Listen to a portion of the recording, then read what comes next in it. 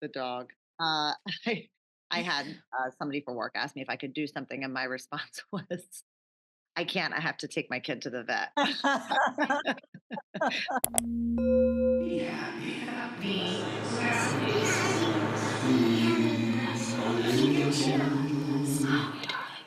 We are so happy to have Paige Connell with us today.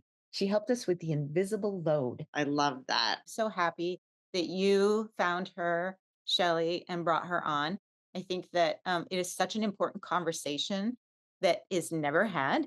And that is why it is called the invisible load. I love this owning instead of helping. And then she even brought it back to when you're dating someone, how can you start having these conversations? Finding a way that works for you. Not every couple is the same. This idea of it's the two of us, the two of us suggests team. Looking at it that way seems like there's strength in numbers. That really hit me. It felt right. She's Mhm. beautiful, so well spoken, and so clear, which is so helpful in understanding her messaging. And I'm really excited about listening to this. To all of you listeners out there, this is an absolute listen to anyone out there. And those of you out there who don't even have children, who are considering having children, who are maybe dating someone for the first time, these are really, really important conversations to have. And again, yes, she's so clear. I love this conversation. CMU in the house with Paige. Let's Mhm. go. Talk to us about what it is that you feel that you would like to see big picture from partners. Sure. I mean, I think in an ideal world, right, we wouldn't just have our home set up for equity. We would have the world and our workplaces and, everything working towards the same goal. I think one of the reasons this is such a hard conversation and it's difficult for me to say, like, what would I want? There's many things that I want, but the mental load conversation is connected to things like the lack of paid parental leave and the lack of affordable childcare and the motherhood penalty and the wage gap, right? Like all of these things are tied together. And the reason women tend to bear the burden of the mental load is first and foremost because we're conditioned to and we're expected to. And there's these gendered norms, especially in motherhood, where we just assume they're going to take it on. But also because of the fact that we don't have paid parental leave. And so if somebody's going to take an unpaid leave, it's usually mom.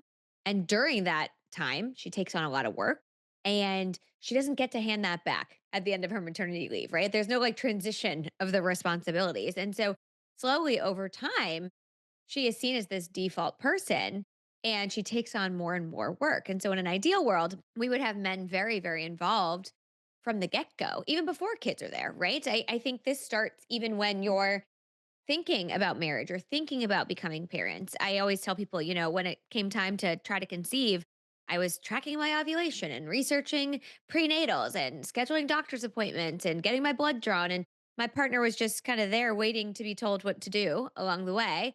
And even when I was pregnant, the same thing, right? I go to all of these appointments. I'm monitoring my blood pressure. I'm checking the apps and researching pediatricians and all things that he's also capable of participating in, right? But we don't often expect men to do that. Men are not involved in those very early days. And so that transition to women becoming the default for all things parenting, it just happens very, very early on in the process. And so in an ideal world, men would be hand in hand with us throughout the entirety of this. They would be just as involved in all aspects. They would be waking up overnight, even if they're not breastfeeding, to help change a diaper and to soothe the baby back to sleep. Men would be beside us in an equitable way. And I don't say equal because I don't think equal is possible in any home or any relationship. There's just too much nuance and too many moving pieces for it to always feel exactly equal. But how do we make it fair? Right. And can we make it that way throughout the entirety of this relationship as much as possible? 100%. Oh my gosh. I love how you bring it back to, I hadn't even thought of that, to when the baby is in the womb. All the books we read, all the prep that we do, all of the little organization of the closet for the baby clothes, all of, the appointments, like you said, wow. So many I appointments. I didn't think about it going back that far, but it's true. Hmm. Yeah. Yeah. That's a big one. Yeah, it's not just like when the new life is in the home. It's like, oh, yeah. I mean, I will say the appointment logs. I mean, we just had Amy Marihan on to talk about managing ADHD in moms. And she talked Mm, about that, about like making the orthodontist appointment and like just sometimes how difficult that can be. yeah. Because there's so many. I mean, it's for, I have 4 kids. So, like, it's like we have an appointment every day, I feel like. But it's not just the appointment, right? It's knowing there's an appointment, calling the school to tell them the kid won't be there. Because if you don't, they'll call and yell at you because you forgot to tell the school they weren't coming. And then paperwork you have to bring back to the school and the insurance checking to make sure they were going to cover the blood work and then paying the copay. There's a million little pieces to every single appointment. So it's not just making the appointment or going to the appointment, it's all the pieces. It's filling out all the paperwork and answering all the questions. I think, people often think about this work and they think about the one small action, which is like taking the kid to the appointment, when in reality there was like probably 4 or 5 steps to get to that point. And then you're constantly doing that for yourself, for your dog. I'm thinking about that. I'm giving him his flea and tick medicine this morning. It's like that doesn't just happen. I have to remember that. Right. Wow, Yeah. Paige. I mean, oh my God.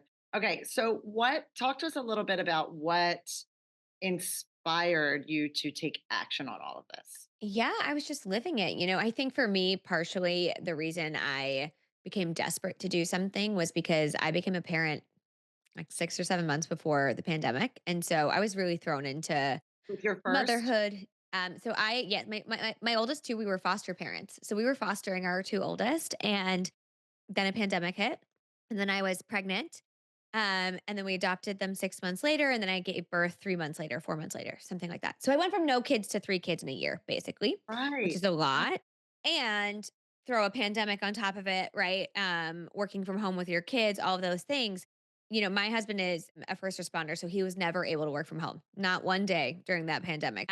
Didn't matter what was going on. And I was always home. And so my office shut down. I was at home, daycare shut down. So I was pregnant with a 2 year old and a 1 year old at home with me working full time. And again, I became the default, like so many women were during the pandemic. I was the default. But not only was I the default, I was also a new mom. And so everything had just kind of quickly fallen into my plate. And not necessarily because my husband put it there, right? But these circumstances made it really difficult to share it in a way that felt fair at the time. And then as we slowly started to climb out of that period, I realized I was still holding all of it, right? My kids were back at daycare.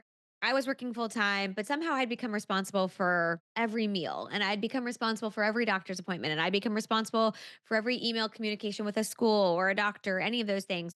And after the birth of our fourth, I really did reach a breaking point where I said, I need more. I need your help. I cannot do this by myself. I will not do this by myself. And if I'm going to, I'm just going to really do it by myself. Like I was just like, it's frustrating because my husband, like many others, is a really great hands-on dad, always here. Like if I was like, "Can you cook dinner?" He would never say no, right? Like he would never say no to any of those things. He was very much the kind of guy who was saying, "How can I help? Tell me what to do. I'll do it. What do you need from me?" But he wasn't the owner of anything. Ultimately, like I was the project manager of the home and I was constantly delegating things to him. But if he forgot or the ball got dropped, it was my job to pick it up. And I was tired of that and I was exhausted from it and burnt out and resentful, which wasn't good for our marriage. And so, I heard Eve Rodsky, the author of Fair Play, on a podcast. And it was like a light bulb went off in my brain. And I was like, oh my God, this is it. And so I read her book. And then there was one, I had a day like in her book, she talks about the blueberry incident. I had an incident, a day where I was like, this is it. Like, I refuse to proceed any further. We have to fix this.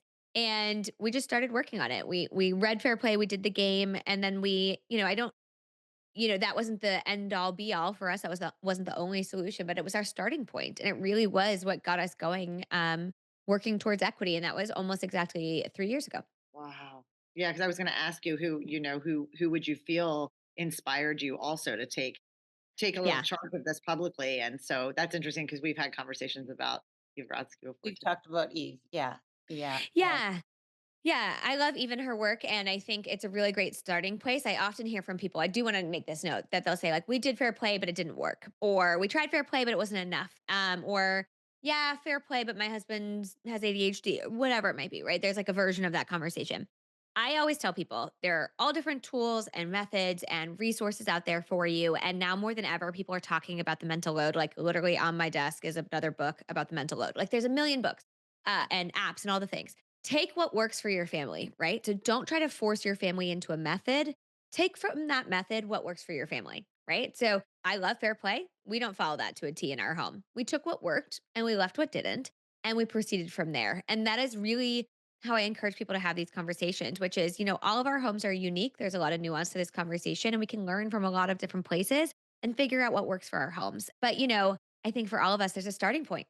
And so you got to figure out what that starting point looks like. I love that you say a starting point. And I think that so many women, I'm speaking of women right now too, and it's partners, but Yeah. the one who takes on that mental load. For me personally, I think that again, like you talk about society, whatever, patriarchy, for whatever reason, the systems have been in place. And so a lot of what I took on, I thought that that was my job.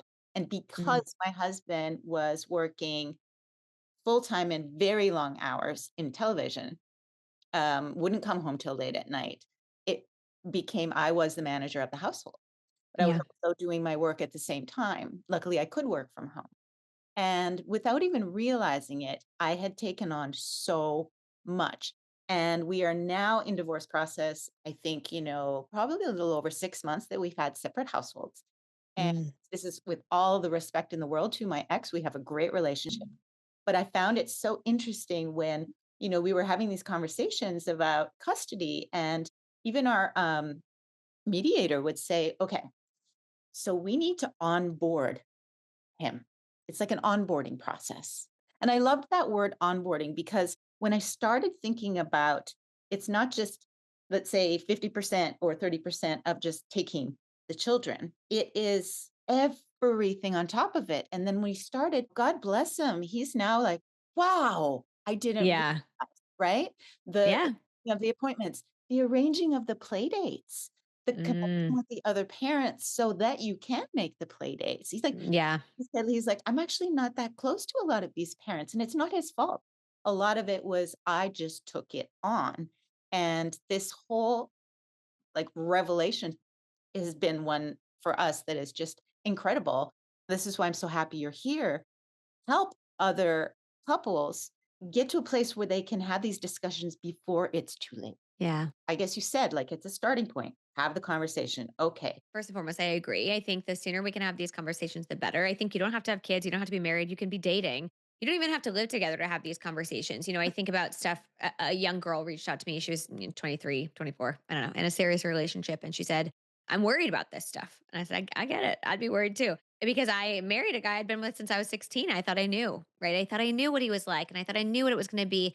And the data actually shows that even couples that are egalitarian before kids tilt to mom after kids. Even if they were earning the same and they were in this household that really believed in a fair share, when kids come along, these gender norms just are so strong. And it's just even in the way the systems work, right? When I gave birth, I remember everybody was like, Mom, did the baby poop? And I'm like, Dad's holding her. Why aren't we asking dad? Like, I'm over here recovering from a C section. Can somebody else answer the question?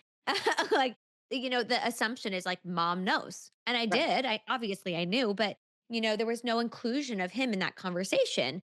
And I think people are getting better about including dad in these conversations. But I think, we can have these conversations from a very young age and start checking things out in the sense that, like, if you're dating a guy and he's got siblings, does he buy his parents gifts at Christmas or does he rely on his siblings to do it and then he just Venmos them money? Because in my family dynamic, my brother is the youngest of three sisters. He's the only boy, and we used to just be like, "Hey, this is the gift. Send us the money." Or he would text us and say, "Did you get her a gift? Can I send you money?"